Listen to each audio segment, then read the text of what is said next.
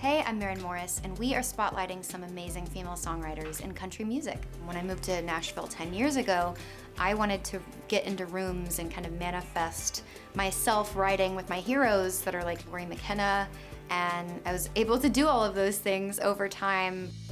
Lori McKenna co-wrote Crowded Table with my friend and bandmate Natalie Hemby for my band The Highwomen, and I wrote with her on my new album, Humble Quest. I remember her song, Witness to Your Life. That song was so powerful. She had this Patty Griffin vibe to her voice where it was just such a clear tone and very distinct, and her songwriting had so much imagery. You felt like you were listening to your friend talk to you, or your mom or your sister, and she's just one of the most gifted storytellers. I always feel a little bit more sharper in wisdom when I write with women like that, and they're just badasses. Hi, I'm Lori McKenna, and I've written songs for Tim McGraw and Little Big Town and Carrie Underwood. And today we're here to talk about the Grammy-nominated song, Crowded Table. You can hold my hand when you need to let go.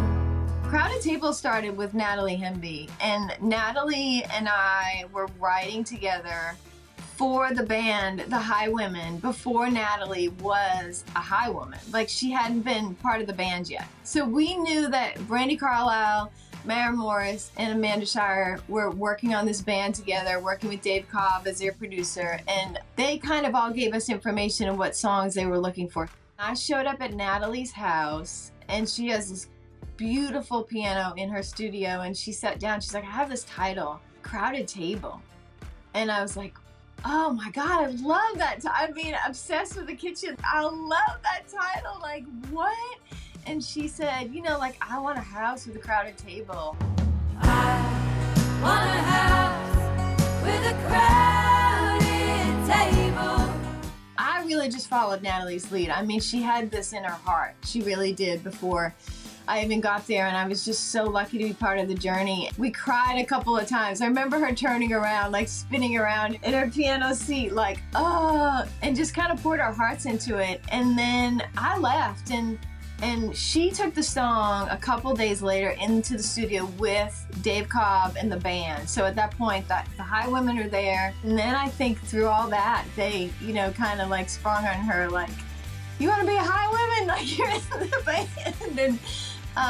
And so it was great. The song evolved into a different chorus once Brandi got a hold of it. The chorus really opened up and became sort of more worldly and more universal once Brandi put her spin on it. When you're writing for a group that's gonna sing in 4-part harmony like that, when they're writing for their voices to come together, it's a different mindset.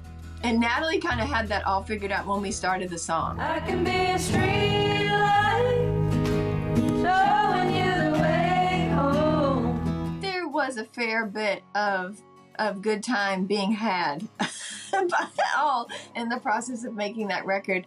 I love the video. I think it really sort of makes you feel what it feels like when you're in that studio. I don't exactly know where this magic started in Natalie's heart with this title, but I loved following her down that road. A song like this can change its meaning over time too. It's just a song about love, and I think that when they're that simple, then they can sort of just ride along with us in our experience.